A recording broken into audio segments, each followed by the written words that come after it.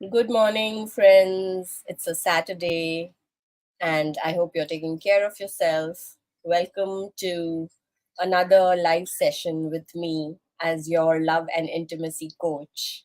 And let's talk about love, intimacy, relationships, and any other issues that are bothering you. So don't forget to send in your questions to relationships.answers@gmail.com. Like I have always said, you can ask me anything. You can ask me any question that is important in your life, anything that you want to understand, any problem that you're going through. It could be anything. So just feel free, send me your question, and your identity will be kept hidden. So I will answer your question coming Wednesday or maybe one of the Wednesdays. And I hope you will get some answers, some relief, some ways in which you can resolve your relationship issues then. So today we are going to talk about fighting fair, conflict resolution in relationships. So this is a crucial aspect of maintaining healthy relationships, both personally and professionally. So, I understand that it can be uncomfortable, when you are arguing with someone, when you are putting across your perspective, and sometimes the other person does not understand. But what is essential in any relationship is conflict resolution. Why is it so important? You might ask. Well, conflicts are natural in any relationship. It happens with everyone in our personal relationships, with friends, at work. We can end up fighting or arguing with anyone in our life. Even socially, it could happen. But it's how we deal with them that matters. That shows how mature we are. If managed correctly, then conflicts can actually strengthen relationships rather than weaken them. And I can say this for a fact because most of my friends with whom I have a very strong bond today, at some point in our friendship or very early in friendship, we have had massive arguments about our perspectives. But then we've kept it aside, and our friendship has emerged stronger, and the relationship has only been better since then because we decided to resolve the problem instead of just continuing to argue with it. Now, why is conflict resolution important? Conflict resolution is important because it will create understanding in your relationship. It allows both the parties to express their feelings and perspectives, paving the way for mutual respect. Unresolved conflicts, on the other hand, can fester, leading to resentment and communication breakdowns. When you have massive arguments with someone, then you stop communicating with that person. And that's very natural. So, say for example, consider a common scenario in a romantic relationship. Imagine that a couple is arguing about how they want to spend their free time. One partner wants to go out while the other partner wants to cozy up at home. Now, if not resolved properly, this seemingly small disagreement can escalate. However, through fair fighting, if they listen to each other's needs and find a compromise, such as planning some nights out and some nights in, then they can resolve the problem and do better in their relationship, right? The same thing applies even in work. Say there is a conflict between two people, two team members, and they believe that a certain approach is best, while the other colleague disagrees and he feels that no, this approach is best. But resolving this conflict through open communication and compromise, they can find a middle ground that will benefit their project and maintain a positive work environment. End of the day, what is important is the goal. So always focus on the goal. In terms of work, the goal is that you are able to execute a successful project.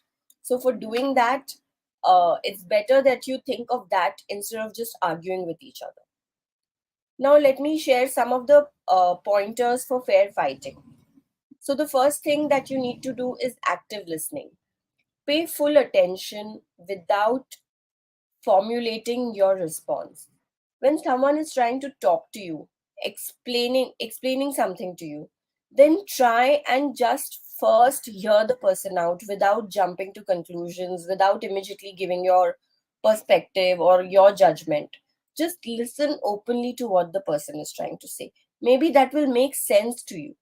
It applies to same personal and professional relationships. It applies to both of them in the same way. Like, say that I hear what you're saying, and can you tell me more about how you feel, or can you express more, or can you explain further? Maybe you don't understand what the other person is trying to say, so you just say that, can you elaborate further, can we discuss it more so that we can resolve the problem. The second thing that you need to do is use I statements. Express your feelings and thoughts without blaming. Say, I feel upset when this happens because this is what you do. Don't say that you always do this, you are always like that, you never seem to understand. Those are blame statements. Instead of blaming, just express what you are feeling, because that is important.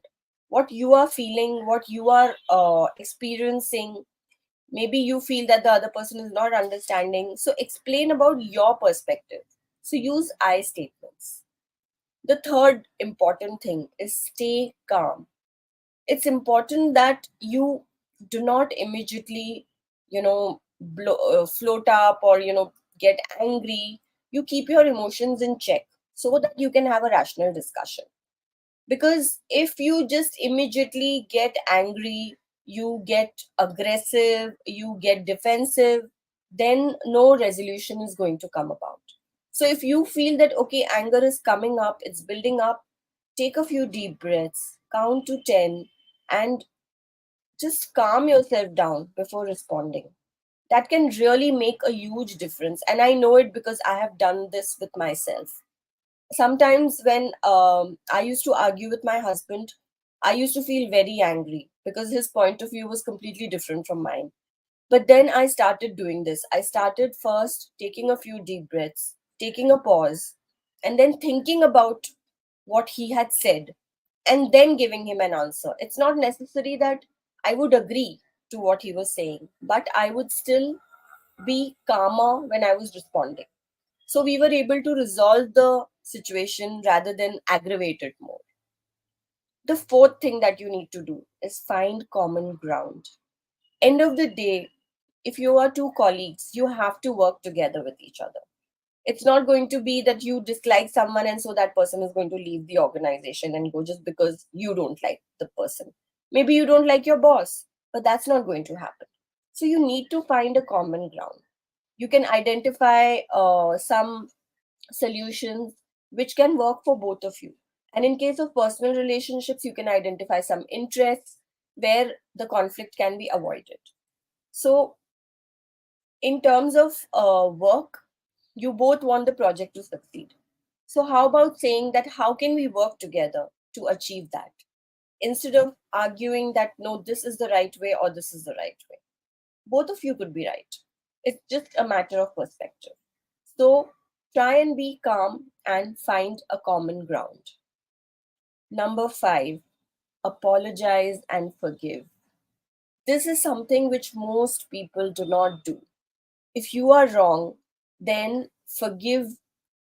If you are wrong, then just apologize and forgive the person if the person is doing anything wrong. It's all right. We all make mistakes. We are all human. And there is no one person who can say, I have never made a mistake in my life. We all do wrong. We all get caught up in situations. But what's important is that you forgive. If there's any misunderstanding, you just say, I'm sorry for my part in this. But can we move forward? You let go of it. You wipe it out of your system. The same applies to work colleagues, and the same applies to personal relationships, especially husband and wife, where they kind of hold on to the resentment. So, apologize if you have made a mistake. There is no harm in doing that. It's just between the two of you. And The same thing you do is, if the other person has done wrong, then you forgive that person and forgive him or her from your heart. Because if you just do it verbally, then it's going to stay within and it's going to still keep coming out. So remember that fair fighting isn't about avoiding conflicts, but handling them constructively. It's about preserving the relationship values while addressing the issue at hand. By actively listening, using I statements, staying calm, finding common ground, and being willing to apologize and forgive, you can navigate these conflicts successfully. I hope these pointers are helpful for your personal and professional relationships. If you have any questions or you want to share your own experiences about any argument or about fair fighting, then feel free to comment below. Remember that practice makes perfect when it comes to fair fighting. So maybe when the first time you try and do it, it might not work. It might take some time for the other person to understand. But one tip which I would like to give you is that when two people are arguing, when the fight is getting intense, just walk away. Just leave the room. Whether it is a husband and wife, or whether it is two colleagues, or whether it is your boss and you, just say, I'm just coming back, I'm just taking a water break, or a nature break, and just leave the room for 5 seconds, for 5 minutes, maybe whatever time you can take to cool down, and then come back and then talk about it. That will help you to resolve your situation better. This is a tip which definitely works. So try it and let me know how did it go for you. If you find yourself struggling with conflicts in any of your relationships, then don't hesitate to reach out to me. As a love and intimacy coach, I'm here to help you navigate these challenges and build stronger, more fulfilling connections. Reach out for a consultation and let's work together towards more healthier relationships. Thank you for joining me today's Thank you for joining me for today's session. Remember, fair fighting can transform conflicts into opportunities for growth and understanding. Until next time, take care and keep those relationships strong.